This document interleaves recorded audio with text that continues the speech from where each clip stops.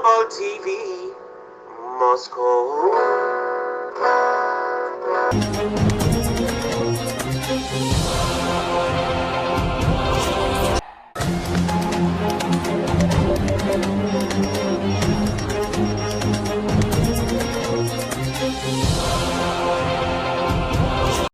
Merci de nous suivre partout à travers le monde, mesdames et messieurs. Bienvenue sur votre chaîne Global Télévision au Moscou. Nous émettons à Moscou, la capitale de la Russie. Donc voilà, comme vous le savez, mesdames et messieurs, naba etandoiki na bino toyaka mingi pona ko lobele la rabino, ko pese la rabino, ko betele la rabino mbela.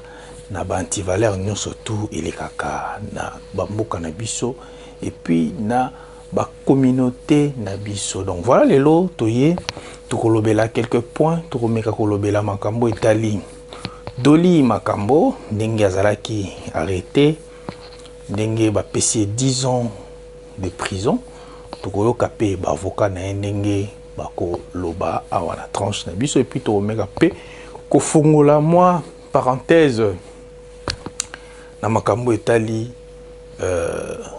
héritier wata bino moboyebi ndenge fléau ebimaki scandale o ebimaki wana esalaki bato mingi pasi mais tokozwa moi quelques points par rapport ya ndenge bato ba manifestaki esengo na bango ndenge azalaki acheminé te na prison ya Makala.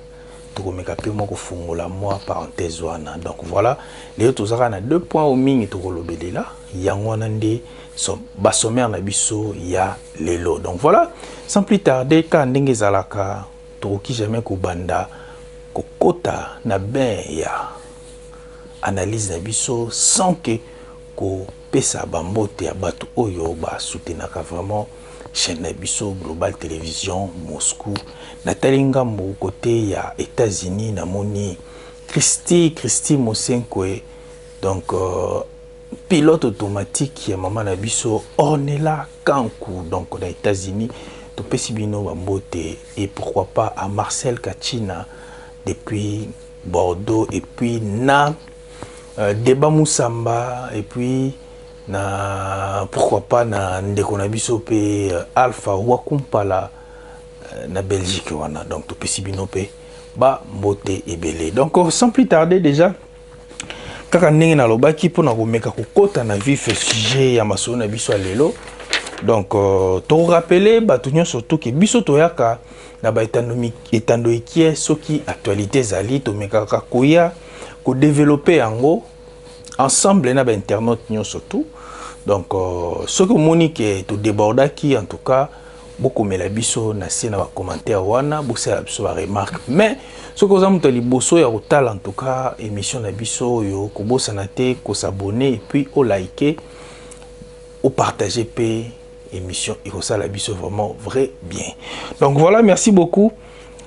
Toko tana nous na faire sextape wana ici leki.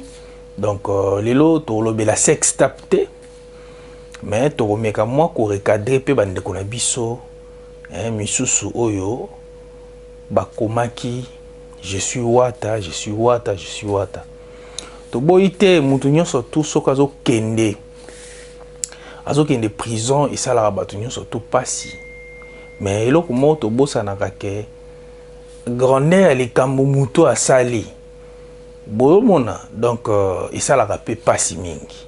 Mais tu ne reçois pas wana vraiment parce que tu es dit que ndeko na biso héritier azaki pe stupéfait tango ayaki ko apprendre que mutu kezo kende vers Makala to lo baye pa bangaki ata mutu ke balukaki nango mais il pas na ko bangaki akoti prison mais Dieu est grand mutu ke na sous prison te ndeko na biso azongaki et puis abimaki to lo ba ke ndeko eloko asalaki ezali outrage public aux bonnes mœurs. Donc ils ont un monsusu yo mutu aux musicien a déjà modèle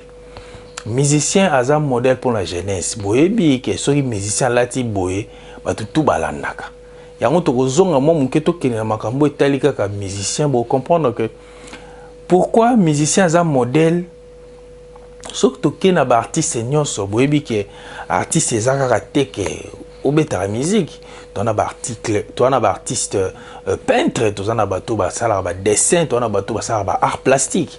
Vous comprenez? Bango tout baza ba artiste mais so oké na domaine wana na côté na bango ba artiste bazaka na comité ya sincérité. Pourquoi baza na comité ya sincérité? Parce qu'il y a des artistes mususu peintre to bato basala ba art plastique bato basala ba bike kwa koki ko sala ke kwa moi si bolumbu ezala un impact vraiment te pour eza œuvre d'esprit. Pourquoi pas si ko pe bango basala bango ba comité te ya censure? Pourquoi?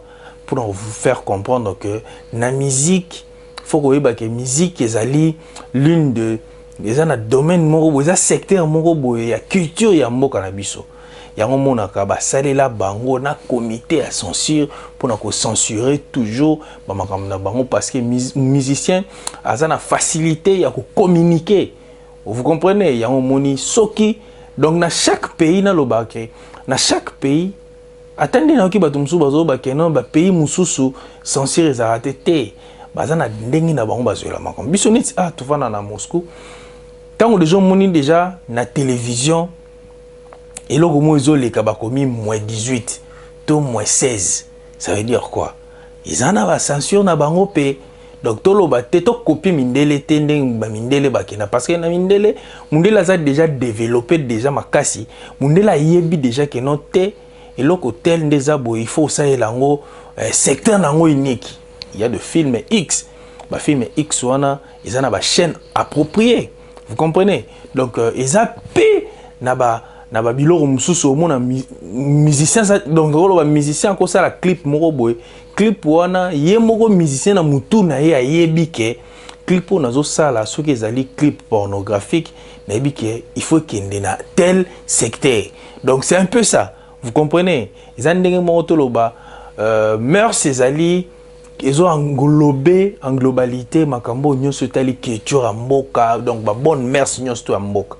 Yango monaka na ebité ce qui peut ils ont un article mususu na constitution na biso pénal pour makambo etali outrage la bonne mœurs. Là je sais pas mais je pense qu'ils allaient parce qu'ils ont l'une des articles où il faut là je pense qu'ils allaient mais par là tenu to lobanini toujours mégalement ko développer par rapport à comportement ba congolais misusu ndenge ndeko na biso asala ke loko wana to lobake to pesa inde conseil que ndeko en tout cas mais quand moi ko changer et vous allez le mot ya bien que bandeko bosali ba vidéo en disant que moi na mon konzako tarabolo côté topé bosali ba vidéo que bomé la champagne par rapport à quoi parce que ndeko na biso musicien asali loko moko boye oyo monde entier toloba public mobimba ba fanatique na mobimba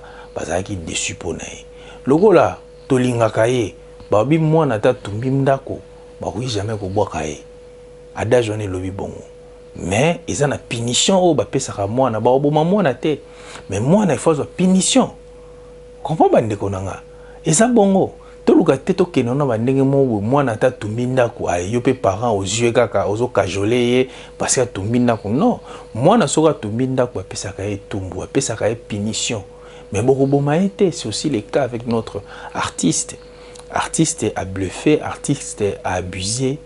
Mais il faut que biso bato tozana surtout bato média toko betele maboko te toyebi ke kokanga mutu na prison ezali pasi toyebi yango mais ce que eloko o ya sala ki eza plus grave que mutu eza plus grave parce que bozo sala bozana na bisengo na bino bo filmer yango bo tia yango na réseaux sociaux donc ça fait vraiment trop mal et loko wana et déranger qui batu mingi yango lelo to ki moko boucler kaka ko fungula mo parenthèse et puis ko boucler makamona en tout cas to pesa jeunesse na biso moi conseil mingi eza vraiment trop capital surtout bato baza aux alentours ya artistes en tout cas bon mais comment ko pesa ka ba conseil et kozala eloko moko vraiment ya mutuya donc voilà en tout cas point ya héritier en tout cas to meki ko boucler yango donc to meki ko boucler yango donc lelo pe susu to ko meka susu ko solo la kaka makambo etali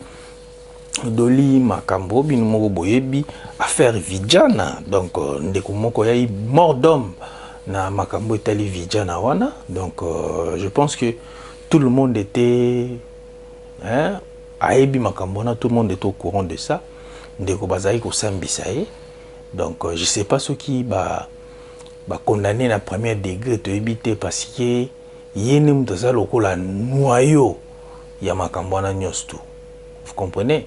Donc, c'est un peu ça. Mais, na droit, balobaka, tu me donnes le fait, moi je te donne le droit.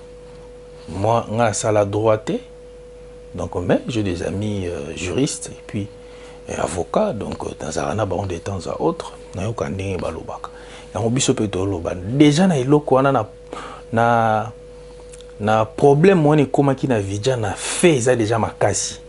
Donc, il y a eu mort d'homme et puis Batouana, oyo bayaki bazaki bateau bazaki direct ya ndeko na biso doli.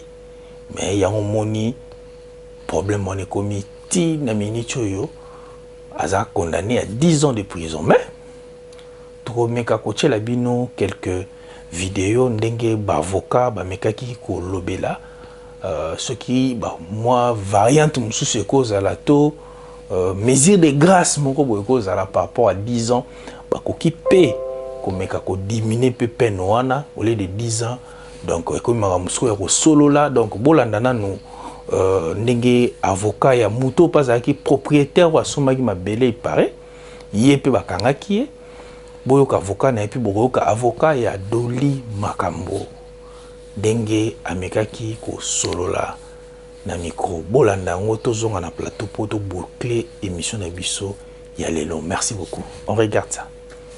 Question premier et en dernier ressort, mais la loi organique n'a pas laissé la haute cour militaire agir comme ça, sinon ça déploierait les justiciables du bénéfice de double degré de juridiction.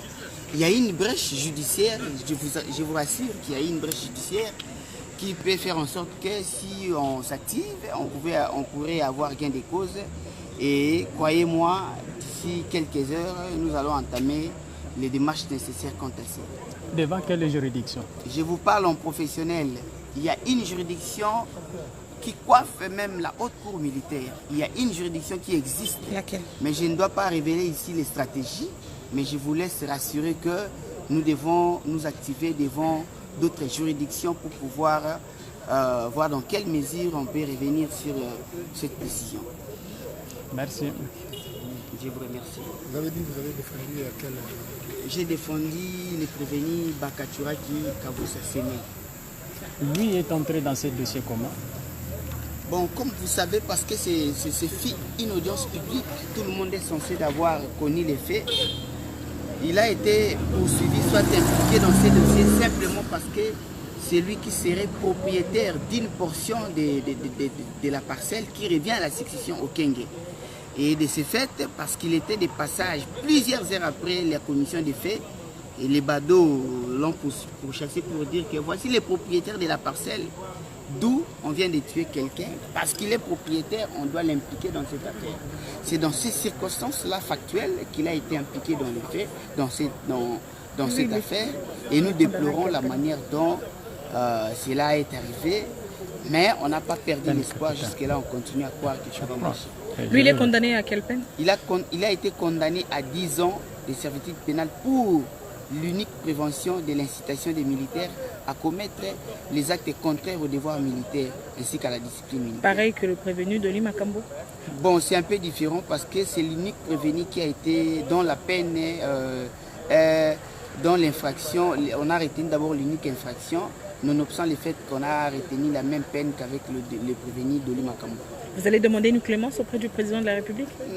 Jusque-là, nous ne sommes pas dans cette façon de voir les choses. Nous espérons qu'il y a encore des possibilités procédurales pour pouvoir ramener le pendule à l'air et puis pour que tout redevienne à la normale comme nous les souhaiterions.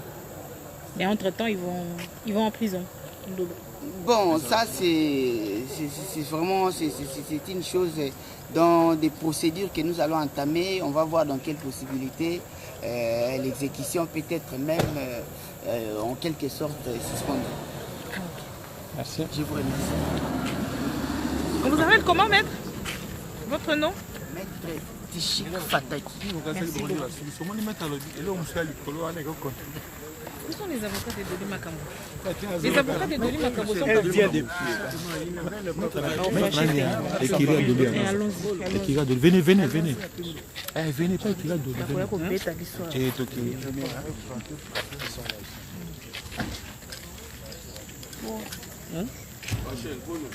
Viens, maître. Bonsoir, maître. Bonsoir, maître. Ah, non, non, on va le battre. Attends, mon quelqu'un pour comprendre les bateaux. Oui, maître. Allons-y. On y va? Non, Non, mais vous avez défendu votre client. Oui. 2 minutes. Allô? Vous avez défendu un client, non? Allô? Il est condamné. Oui. Qu'est-ce que vous pouvez dire à la fin? C'est de bonne guerre. On a eu à présenter le moyen de droit. La haute cour a décidé comme elle a décidé. Nous nous plions en face d'une décision de la cour. On n'opine pas, surtout pour nous les avocats. Ok. Nous allons voir le client. C'est à lui de nous dicter la ligne de conduite à suivre. Ok, ben voilà quoi. Il n'y a pas de commentaire à faire. La haute cour a fait son travail. On avait fait le nôtre. Voilà quoi. Y a-t-il une possibilité d'aller en cassation? Ben écoutez, ce sont autant de voies de recours mises à la disposition du client qui va apprécier l'opportunité. Il semble que l'état des droits concourt à tout ça. La haute cour militaire juge en première. La cassation est ouverte contre les arrêts rendus par la haute cour militaire. C'est une voie de recours ouverte. Il appartient au client d'apprécier.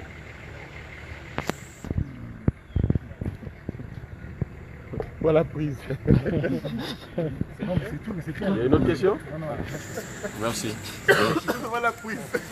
La piste, c'est même pas prise, c'est juste une. Selon la procédure, On est ici.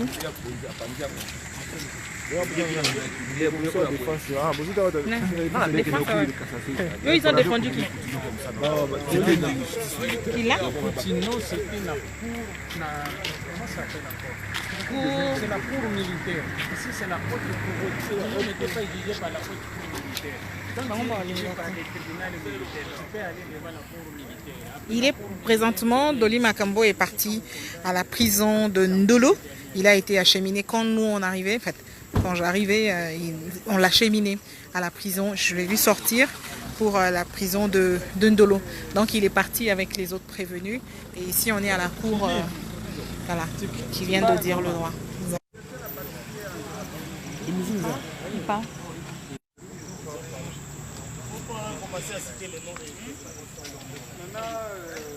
Voilà. Donc Doli Makambo condamné à 10 ans de prison.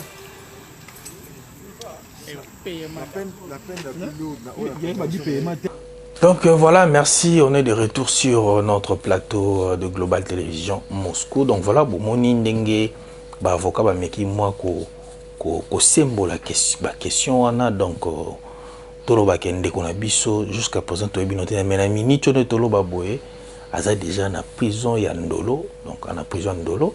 Donc peut-être, mesure de grâce, et Kiko Salima, Baroko Longo la paix, quelques peines, on a des personnes qui 10 ans, peut-être Baroko Longo là, mais total, on a un ma Kambango et Kokename, Tokolobara, que non, en tout cas, état de droit. Ils ont malembe, quand on a sabino que changement mboka yaka progressivement, donc changement mboka yaka progressivement, tout tika temps à temps, makamoto et kokende dans chaque secteur, il y aura vraiment un changement. Donc voilà, merci beaucoup. Na batunyo surtout donc émission na biso comme déjà la nasuka na moni la régie a signalé. Donc tout ça d'abord merci na batu tout au bazala qui vraiment na biso elongo ya Rolanda émission oti nasuka. Donc ce que vous avez monté bosso utalaki yango kobosa na te liker et puis commenter et puis partager. Ce que vous avez monté bosso pe s'abonner à la chaîne na biso et que ça la biso vraiment kitoko makasi. Donc voilà, merci beaucoup. Donc je crois que Notre émission est vraiment à la fin. Donc, je dis comme ça, merci à la régie. Donc, on a Pessibino, merci. Équipe technique Mobimba et Global Télévision Moscou. Vous avez Nanga et Longo. Nakeko Pesa Bambote, Nabatu tout au Basutenara. Vraiment, émission au Yotope, chaîne Nabino. Donc, Pessibino, Bambote et Belé. Nalobaye déjà que ceux qui ont ligné peut solo là, yo solo là, parce qu'il y a l'eau fait les ailes sous-soutés. Merci beaucoup. On se retrouve prochainement. Naba tranche Nabiso Msusu, comme d'habitude. Check.